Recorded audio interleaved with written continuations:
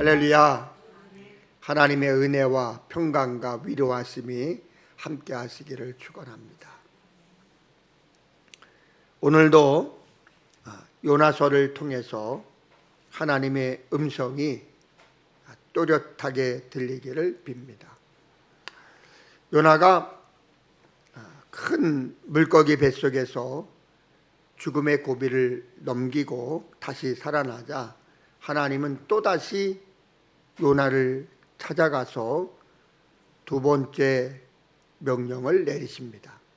너는 어서 저 큰 성읍 니느웨로 가서 이제 내가 너에게 한 말을 그 성읍에 외쳐라. 두 번째로 임하셨다는 것은 요나에게 다시 한번 기회를 준 것입니다. 크게 한번 홍구멍 났던 요나는 내키지 않았지만 순종하는 마음으로 니느웨로 갔습니다.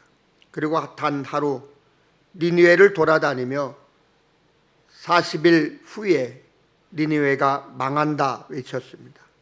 그런데 예상과는 전혀 달리 첫날부터 상상을 초월하는 반응이 나타납니다. 누가 그러더냐? 여호와 하나님이 누구냐? 40일이 지나면 정말 이 성이 망하느냐? 사람들이 깜짝 놀라 요나를 붙들고 궁금한 이야기를 물어보지 않았겠습니까? 그런데 이 요나의 말을 들은 사람들이 핀잔하거나 조롱하는 것이 아니라 오히려 진지하게 하나님의 말씀을 듣고 믿는 거예요. 그리고 하나님 잘못했습니다 하고 금식하며 회개하고 야단이 났습니다. 그 소문이 왕에게까지 들립니다. 왕도 즉시 의자에서 일어나 왕복을 벗고 베옷을 입고 잿더미에 주저앉아 하나님 앞에 자기의 죄를 고백하며 회개의 놀라운 일이 벌어졌습니다. 그리고 모든 백성과 짐승들까지 금식을 선포하고 온 나라가 하나님 앞에 두 손 들고 돌아오는 회개의 역사가 일어났습니다. 이런 모습을 보신 하나님은 뜻을 돌이키죠. 니느웨를 40일 후에 망하게 하시겠다는 마음을 바꾸시고 용서해 주셨습니다. 예수님도 복음을 듣고도 마음을 바꾸지 않고 회개하지 않는 유대 사람들을 경고합니다. 심판 때에 니느웨 사람들이 일어나 이 세대 사람을 정죄하리니 이는 그들이 요나의 전도를 듣고 회개하였음이거니와 요나보다 더 큰 이가 여기 있느니라. 좀 쉽게 풀어보면 너희들이 지금 내 말을 듣고도 믿지 않고 회개하지 않는구나. 조금 있으면 하나님의 심판 날이 반드시 올 텐데 그때가 되면 니느웨 사람들이 나타나서 너희들을 정죄할 것이다. 왜냐하면 니느웨 사람들은 요나가 전하는 말씀을 듣고 금식하고 회개하고 구원받았다. 그런 니느웨 사람들이 나중 심판 때에 나타나서 너희들도 가슴을 찢고 회개했으면 멸망당하지 않을 텐데 어찌 회개하지 않고 고집하다가 이렇게 비참한 운명을 맞이하였느냐, 나무랄 거다, 그 말이에요. 주님이 니느웨 사건을 인용하신 이유가 뭘까요? 니느웨 사건은 거짓말이 아니라는 거죠. 예수님은 거짓말 하시는 분이 아니에요. 만일 예수님이 거짓말쟁이라면 성경을 그냥 불태워버리지 여러분 왜 성경을 들고 다닙니까?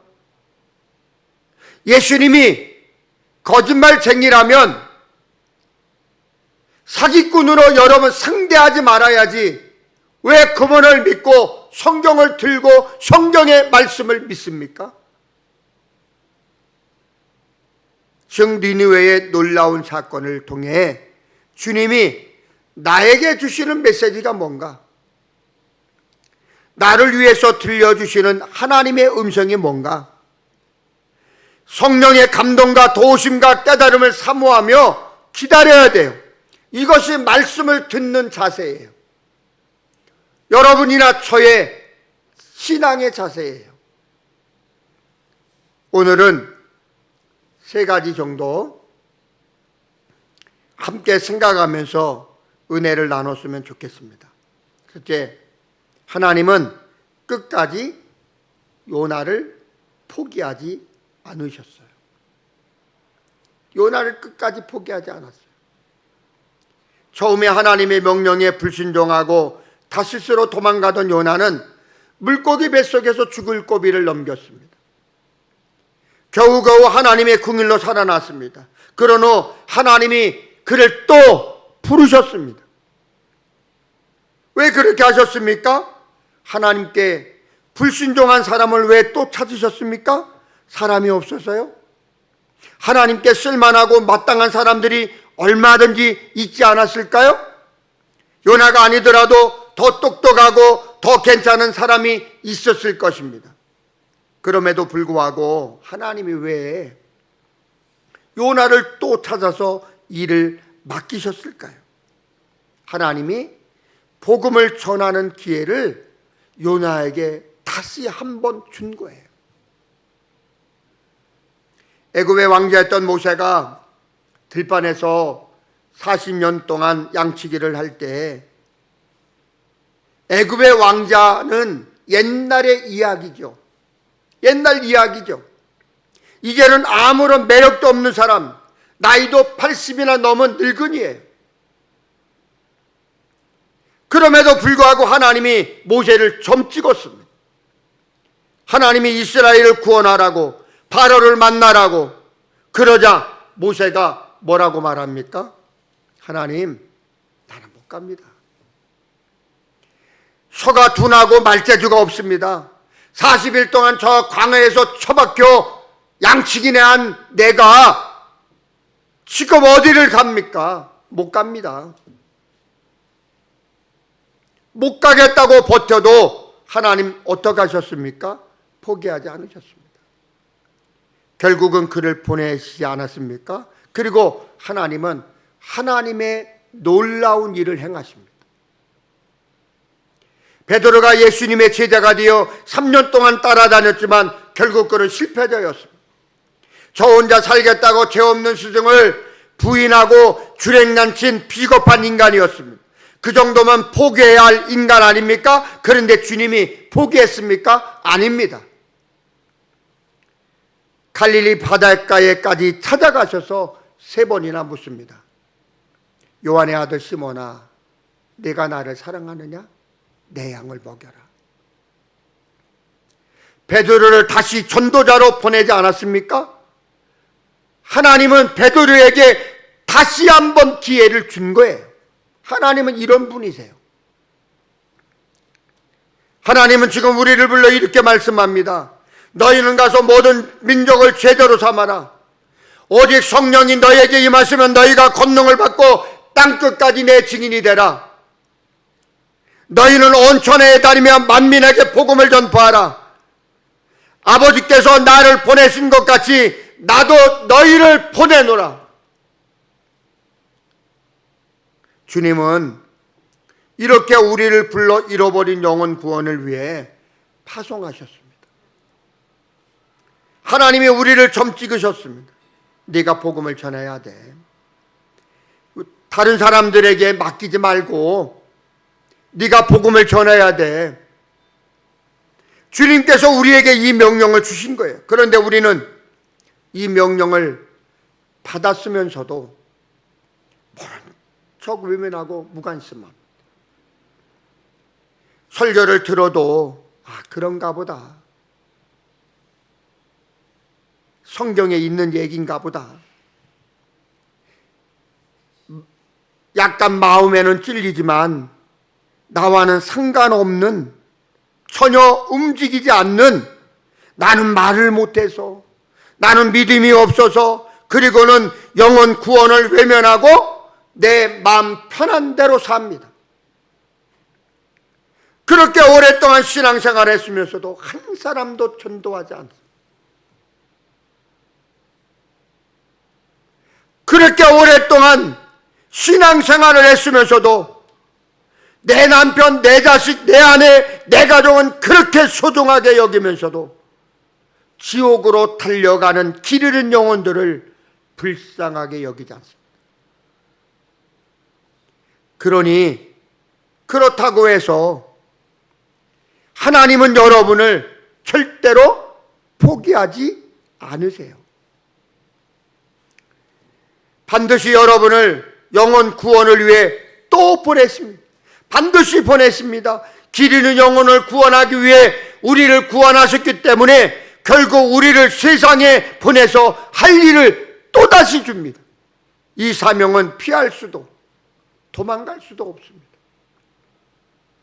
나 같은 죄인을 살리셔서 복음을 전하도록 기회를 주신다는 사실, 여러분 마음이 뜨거워지지 않습니까?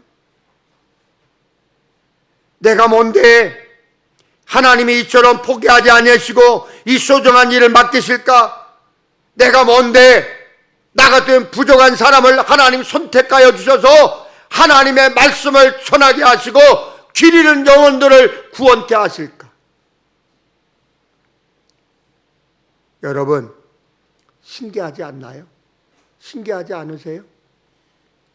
이 일은 내 모든 것을 바쳐 순종해야 할 소중한 사명이에요. 한번 생각해 보십시오. 생명을 위해 투자하는 일만큼 가치 있는 일이 어디 있습니까? 죽어가는 자를 사는 길로 인도하는 것만큼 이 땅에서 가치 있는 일, 소중한 일이 어디에 있습니까? 여러분, 선교사님들이 전 세계에 나가 있어요. 우리나라 선교사들이 전 세계에서 두 번째로 많이 전 세계에 파송되어 있습니다. 그들이 목회할 곳이 없어서 아프리카로, 동남아로, 아니면 저 수십 시간을 가야 되는 남미로 나간 게 아닙니다. 낯선 땅에서 풍토병에 걸리고 굶고 추위에 떨고 무더위를 견디면서 세상 사람들의 눈으로 보면 무식하고 미련해 보이지만 천국에서 가장 가치 있는 일을 하고 있는 것입니다. 왜 그렇습니까? 예수님이 그 일을 위해 세상의 종으로 오셨고 그 일을 하다가 십자가에 죽었기 때문이에요. 하나님의 아들이 그 일을 위해 오셨고 그 일을 위해서 죽었고 그 일을 위해서 부활하시고 오늘도 우리를 불러주시고 자기의 일을 하라고 명령하지 않습니까? 이 놀라운 사실을 가장 가슴 뜨겁게 여기는 사람들이 선교사님들이에요. 그리고 선교사는 아니지만 목회자는 아니지만 이 땅에서 평범하게 살면서도 내가 믿는 예수님을 전해야겠다는 뜨거운 열정과 소명을 가지고 전도지를 들고 주보를 들고 복음을 전하는 평신도들은 세상에서 가장 보람된 일을 하는 것입니다. 왜 그렇습니까? 세상에서 영원히 망할 사람, 지옥 갈 사람을 천국 가게 만드는 것만큼 해볼 만하고 보람있고 소중한 일이 없기 때문입니다. 세상에서도 이익을 얻기 위해 돈을 투자하고 시간을 투자하잖아요. 그 일이 불법인 줄 알면서도 죄인 줄 알면서도 막 날뛰잖아요.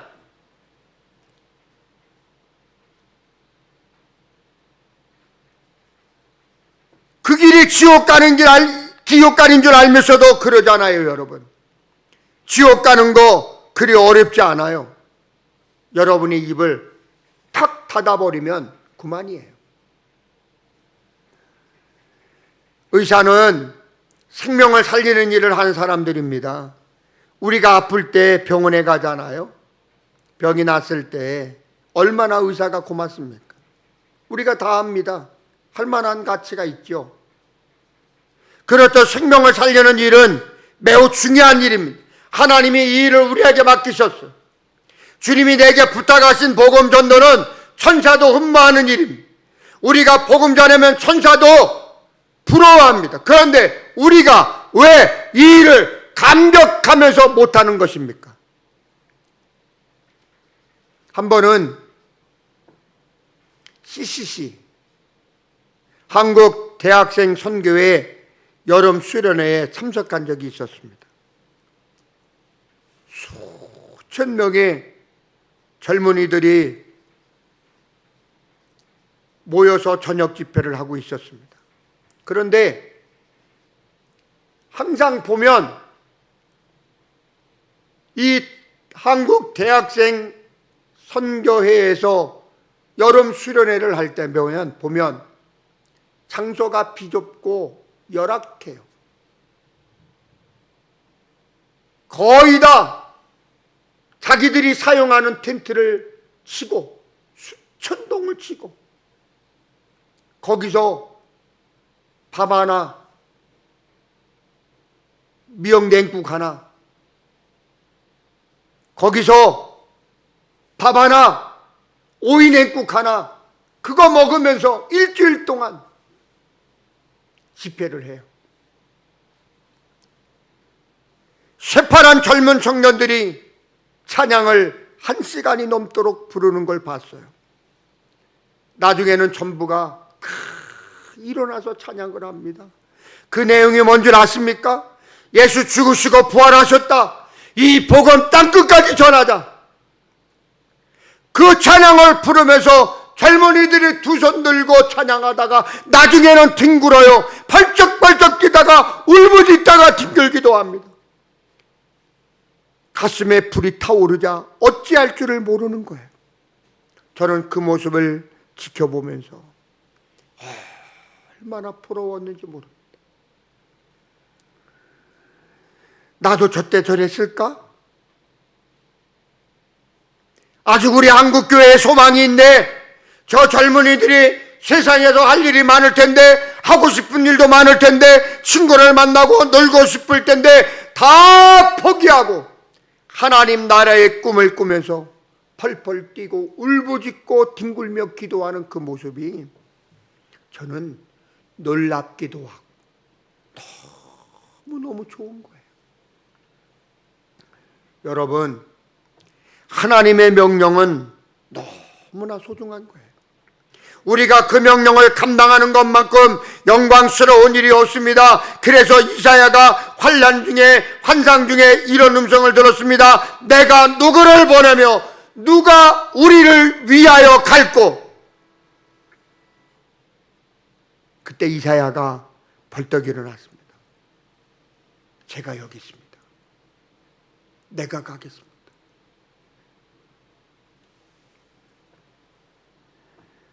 주님, 제가 여기에 있습니다.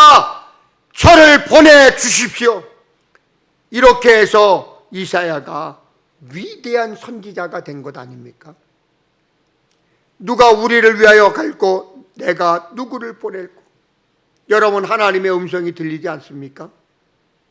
우리에게 복음을 전하라고 그 음성 들리지 않습니까? 하나님은 절대로 포기하지 않습니다. 여러분, 순종하십시오. 하나님의 말씀을 듣고 그 말씀을 들었다면 그 말씀에 순종하십시오. 두 번째로, 말씀을 전하자마자 니느웨를 구원한 놀라운 능력입니다. 니느웨는 엄청나게 큰 성이었어요. 성경에 기록되기를 어른이 3일 동안 가야 끝을 볼 수 있는 성이라고 기록되어 있어요. 인구가 60만 정도였습니다. 2800년 전에 이 정도 크기면 엄청난 큰 성 아닙니까?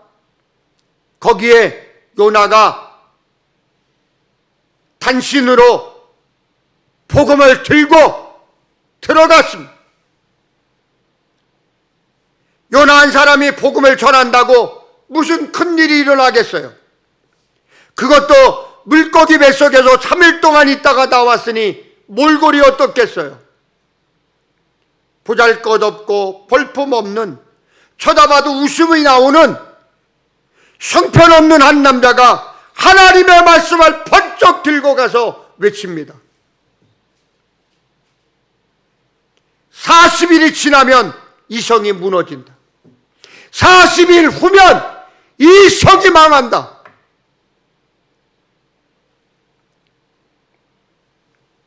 여러분, 무슨 일이 일어날 것 같습니까? 구경거리밖에 더 되겠어요? 제가 보기에는 아무 일도 일어날 것 같지 않아요. 그런데 요나가 하나님의 말씀을 진지하게 전하자 엄청난 일이 일어났습니다. 요나가 전한 말 딱 한마디예요. 딱 한마디 말이에요. 40일이 지나면 니느웨가 무너진다. 40일이 지나면 니느웨가 망한다. 이 한마디 말이에요. 그런데 5절 6절에 어떤 일이 일어났습니까? 요나가 말하는 하나님을 니느웨 사람들이 믿었습니다. 지금까지 여호와 하나님이 있는지 없는지 몰랐습니다. 그런데 믿었습니다. 믿으니까 하나님이 두려운 분인 줄 알았습니다. 식음을 전폐하며 금식을 선포했습니다. 백성들이 굵은 베옷을 입고 회개하기 시작했습니다. 여러분, 이 소문이 왕에게 들어갔어요. 왕은 당장 자리에서 내려와 왕복을 벗고 베옷을 입고 바닥에 내려앉아 회개하기 시작합니다. 그리고 선포했습니다. 이 땅의 모든 백성들, 그리고 어린아이까지 금식하라. 짐승까지도 금식시켜라. 그리고 8절에 뭐라고 명령했습니까? 심서 하나님께 부르짖어라. 각기 악한 길과 손으로 행한 강포에서 떠날 것이라. 죄악을 철저하게 회개하고 기도하라는 거예요. 입으로만 회개하지 말고 나쁜 짓을 하지 말라는 거예요. 말만 회개할 것이 아니고 실제 행동으로 회개하라는 것이죠. 여러분, 놀라운 일 아닙니까? 세상에 이런 일이 어디에서 일어날 수 있습니까? 60만 명의 니느웨 사람들이 회개하고 하나님 앞으로 돌아왔으니 이것만큼 놀라운 사건이 어디에 있습니까? 게다가 그 회심이 철저한 회개를 동반하고 있습니다. 이제부터 그저 예수 믿겠습니다. 저 과거에 죄 많이 지었습니다. 그러니 용서해 주세요. 그런 게 아니에요. 그런 정도가 아니에요. 철저하게 통에 자복하고 돌아왔다. 얼마나 대단합니까? 얼마나 놀라운 능력입니까?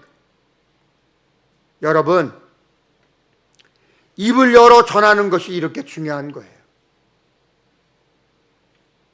하나님이 우리에게 복음을 주셨지요. 그 복음은 요나가 전한 말에 비하면 너무나 은혜스러워요. 요나의 메시지는 뭐예요? 회개 안 해? 그러면 죽어. 그거잖아요. 회개 안 하면 너 죽어. 그러나 주님이 우리에게 주신 복음은 어떤 거예요? 주 예수를 믿으라. 그러면 너와 네 집이 구원을 얻으리라. 예수를 믿기만 하면 너도 살고 너희 가족도 산다. 이 말씀이 얼마나 은혜스러워요, 여러분. 듣기만 해도 마음의 불안이 사라집니다. 평안이 찾아옵니다. 기쁨이 생깁니다. 이제는 살았구나. 소망이 생깁니다. 그러니 얼마나 놀라운 복음입니까? 요나처럼 너 죽는다? 그렇게 전하기만 해도 엄청난 역사가 일어나는데, 예수님이 우리에게 주신 진짜 기쁜 소식은 가난한 자, 갇힌 자, 눌린 자, 병든 자, 죄로 씨름하는 자, 사죄의 은총이 선포되는 이 복음을 우리에게 맡기시고 전하라고 말씀하지 않습니까? 주 예수를 믿으라. 그리하면 너와 네 집이 구원을 얻으리라. 영광스러운 이 복음을 우리가 전하기만 하면 하나님이 놀라운 일을 행하실 거예요. 부뚜막에 소금도 어떻게 해야 짭니까? 넣어야 짭니다.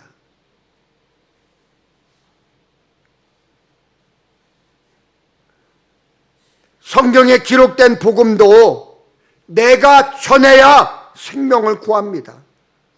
성경책 속에 그대로 두면 그건 복음이 아니에요. 내가 듣고 머리에 담고 있으면 그건 복음이 아니에요. 전해야 합니다. 전할 때 능력이 나타납니다. 그래서 디모데후서 4장 2절에 이렇게 말씀하고 있지 않습니까? 너는 말씀을 전파하라. 때를 어떤지 못 어떤지 항상 입수라. 어느 목사님의 이야기입니다.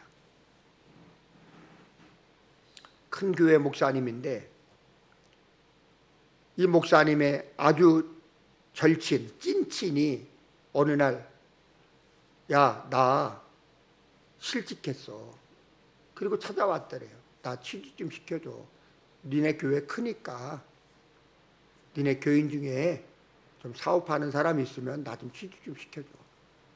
그래서 목사님이 고민을 하다가 교인 중에 좀 괜찮은 사업을 하는 교인을 불러서 자초지종을 이야기하고 부탁을 했어요.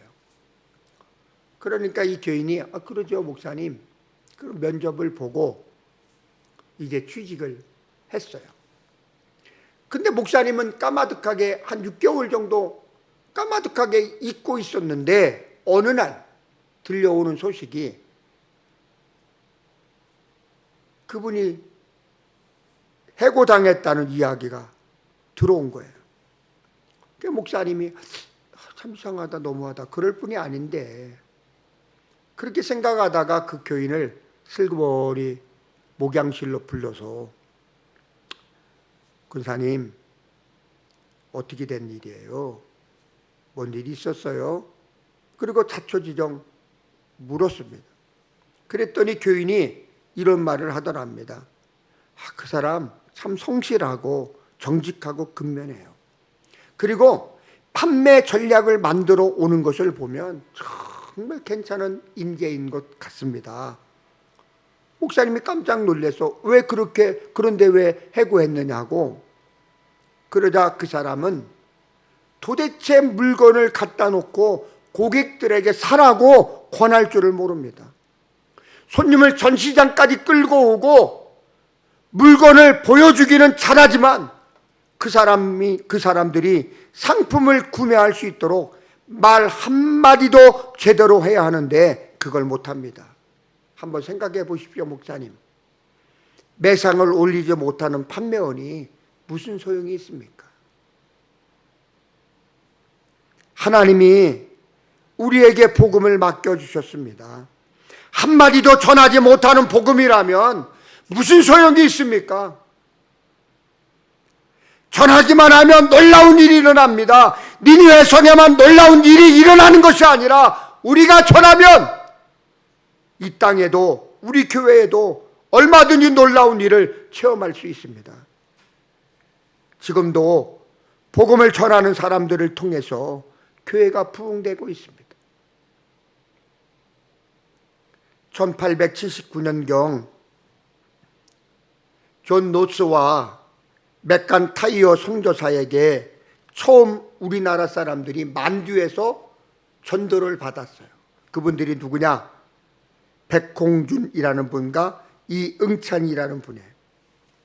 이분들이 우리나라에서 살 수 없으니까 만주로 도망가 살고 있는데 만주에서 이 존 노스 선교사와 맥간타이어 선교사를 만난 거예요. 이 사람들에게 전도를 받았어요. 복음을 받았습니다. 은혜를 받았습니다. 그러니까 마음이 뜨거워지기 시작하는 거예요. 내가 복음을 전해야 되겠다. 함경도로 갔어요. 함경도에 가서 복음을 전하니 함경도에 복음이 퍼지기 시작합니다.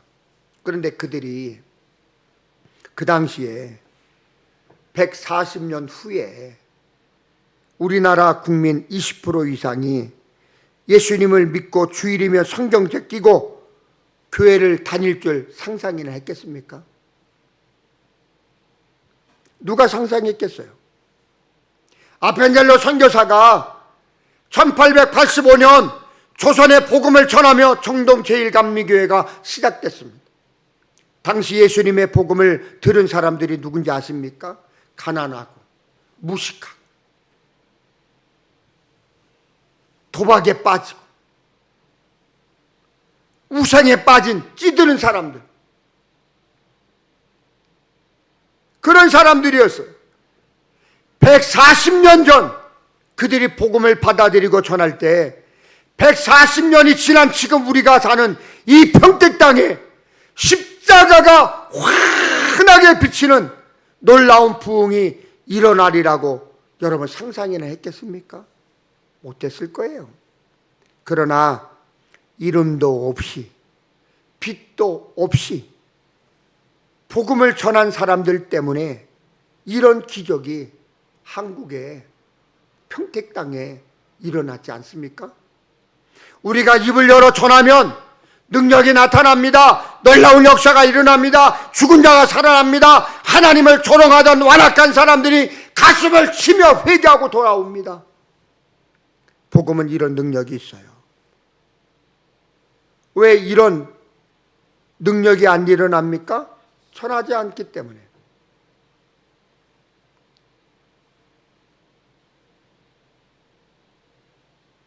여러분이 전한 전도지 한 장이 그 사람의 마음에서 떠나지 않고 맴돌 수 있어요.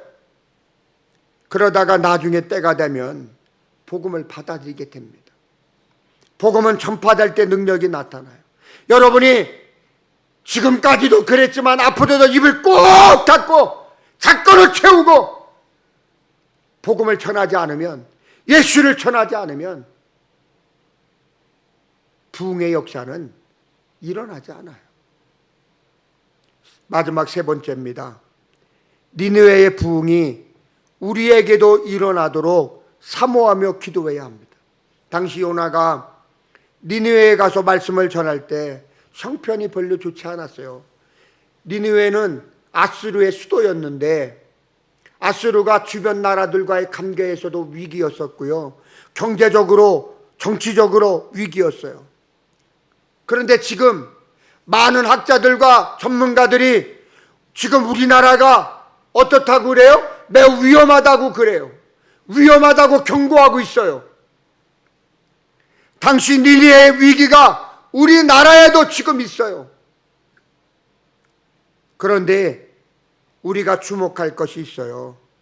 요나서를 묵상하면서 제게 부러운 마음과 사모하는 마음이 생겼는데 니느웨의 부흥입니다. 왜 이런 부흥이 우리에게 일어나지 않을까? 위기가 아수르에만 있었을까? 아닙니다. 우리도 위기가 있습니다. 과거에도 있었고 지금도 있었고 앞으로도 위기가 있을 것입니다. 경제 위기가 올 것입니다. 정치 위기가 올 것입니다. 남북 관계 문제가 있을 것입니다. 환경의 위기를 가져올 것입니다. 도덕성이 무너지고 타락의 시대가 올 수도 있습니다.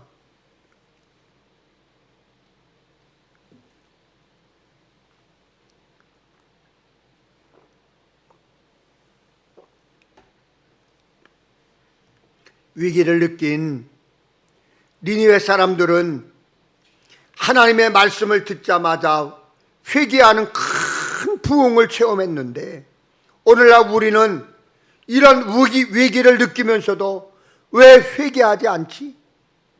왜 회개의 부흥이 일어나지 않지? 날고 뛰는 설교 잘하는 목사도 많은데 왜 이 나라의 교회가 무너질까? 왜 우리 교회가 부흥되지 않을까 하는 것이 저의 의문이고 저의 안타까움입니다. 사실 부흥이 없으면 이 나라에 소망이 없습니다. 아수르 왕이 왕복을 벗고 베옷을 입고 가슴을 치며 땅에 앉아 통곡하고 회개하듯이 대통령도, 정치하는 사람들도, 회사를 운영하는 사람들도, 노동자들도, 선생님들도 하나님을 두려워하고 가슴을 치며 회개해야 돼요. 주님, 내가 잘못했습니다. 아버지, 내가 잘못했습니다. 용서해 주시옵소서. 죄를 털어버리고 회개의 부흥만이 이 나라를, 한국 교회를, 우리 가정을 다시 건강하게 만들 수 있는 유일한 길이요 살 길입니다. 이 부흥을 간절히 소망하며 저는 이렇게 기도합니다. 하나님, 평택 엘림교회에 이 부흥의 불을 붙여 주옵소서. 하나님, 내 가슴속에 이 부흥의 불을 붙여 주옵소서. 하나님, 우리 가정에 이 부흥을 주시옵소서. 그런 기도가 여러분에게도, 여러분의 가슴에도 불타오르고 외쳐야 되지 않겠습니까? 나 하나 구원받는 것도 중요하고 내 가족이 구원받는 것도 굉장히 중요합니다. 그러나 우리는 주여 니느웨 성에 일어났던 대부흥을 우리에게도 주시옵소서. 이게 우리의 소원 아닙니까? 여러분, 이 세대가 얼마나 썩었습니까? 얼마나 악합니까? 얼마나 거짓됩니까? 얼마나 짐승 같습니까? 여러분, 이런 상황을 목전에 두고 우리가 입을 닫고 남의 일로 가만히 있고 불구경하듯 가만히 있으면 부흥의 역사는 일어나지 않아요. 여러분, 우리가 부흥을 사모해야 합니다. 부흥을 위해 기도해야 합니다. 이 부흥을 위해 복음을 더 열심히 전해야 합니다. 저는 요즘 제 가슴이 뜨거워지는 찬양이 있어요. 세상 모든 민족이 물이 바다 덮음같이 여호와의 영광이 인정하는 것이 온 세상 가득하리라. 이것이 부흥이에요. 하나님의 권능이 온 세상에 가득해서 지금까지의 모든 죄를 회개하고 하나님이 기뻐하시는 거룩한 삶, 의로운 삶을 살기로 결심하는 그리스도인들이 온 땅이 물이 바다를 덮음같이 가득해지는 것이 부흥입니다. 사랑하는 여러분, 주님의 승리의 함성을 듣게 되는 날이 속히 오기를 기대합니다. 그 일을 위하여 우리는 기도하고 전도합시다. 그 일을 위하여 한 영혼을 붙들고 씨름하며 기도합시다. 하나님, 우리의 소원을 들어주옵소서. 하나님, 이 땅에 부흥을 주시옵소서. 하나님, 우리 평택 엘림교회를 살려주시옵소서. 여러분, 십자가에 매달린 주님을 바라보고 베드로처럼 부인하고 도망갈 것입니까? 십자가에 고난당하신 예수님을 바라보면서 나와는 아무 상관없다고 도망갈 것입니까?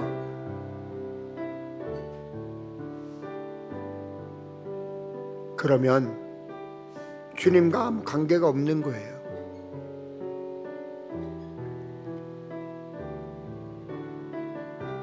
물이 바다 덮음같이 여호와의 영광이 우리에게, 우리 가정에, 우리 교회에, 이 나라에 가득 차 흘러넘치기를 간절히 축원합니다.